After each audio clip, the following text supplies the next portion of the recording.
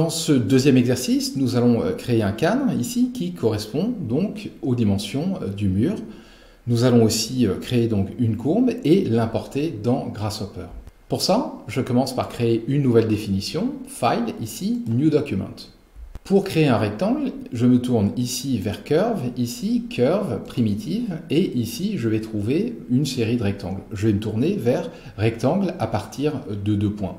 Donc, le premier point va être positionné à l'origine, ici, et le deuxième point va être au coin supérieur droit, donc, du mur. Aussi, on va préciser le plan de construction sur lequel ce rectangle est construit. Alors par défaut, il s'agit du plan XY. Je peux le changer. Pour ça, je vais me tourner ici vers Vecteur, ici Vector Plane, et je vais chercher le plan XZ. Je le positionne ici, et je le relie, donc plan XZ, au P qui est ici.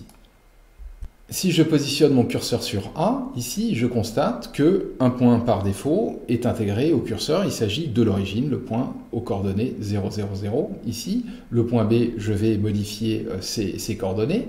Pour ça, je me tourne vers un composant très utile, ici, qui est le composant ConstructPoint. Je vais le trouver donc ici dans Vecteur, ici, Point et ConstructPoint. Je viens et je le positionne ici sur le canevas. Je peux d'ores et déjà le connecter ici au point B et je vais préciser les valeurs X et Z donc de ce point.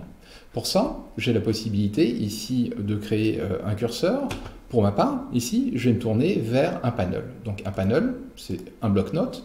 Et dans ce bloc-notes, je vais saisir ici donc la distance du mur, la longueur du mur en X, 6.0.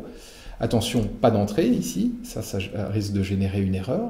Ici, donc mon curseur bien juste après le 0. Et là, je clique gauche ici sur le canevas. Et là, je peux redimensionner ici mon panel, ma note.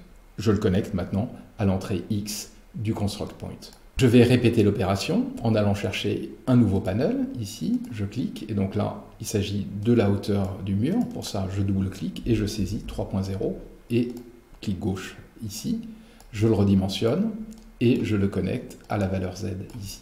Je vais réorganiser un tout petit peu ma définition ici, là, et je vais cacher ici le plan XZ.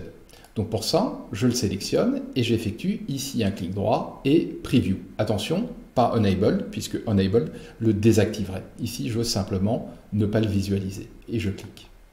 Donc il apparaît maintenant en gris foncé.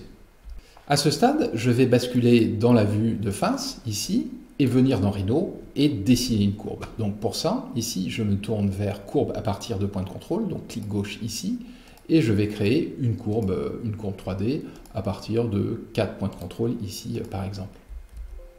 Cette courbe est plane, j'ai la possibilité de me tourner vers la vue de dessus, ici, de la sélectionner, d'afficher ces points de contrôle et de venir l'éditer pour créer une courbe 3D, ici, là.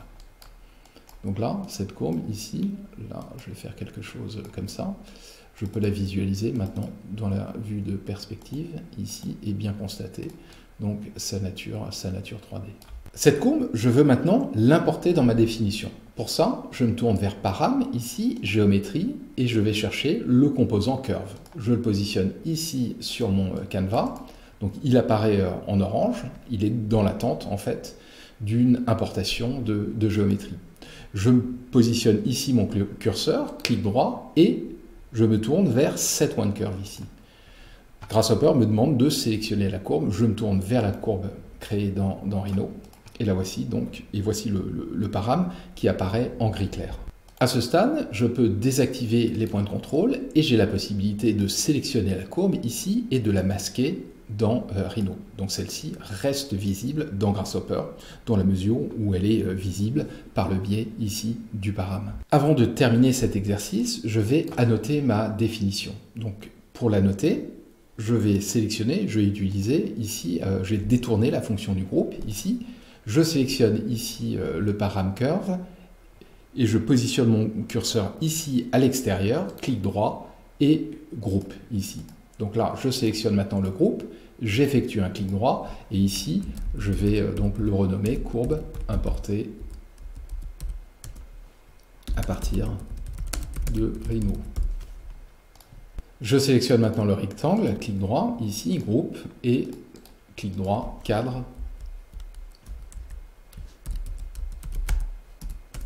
du mur.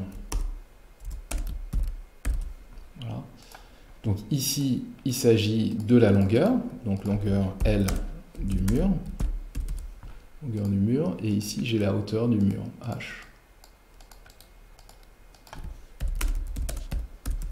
Voilà. Cet exercice est maintenant terminé. Dans le suivant, nous allons voir comment récupérer la ligne horizontale supérieure et inférieure ici du rectangle, et nous allons voir aussi comment limiter cette courbe à partir de ce rectangle.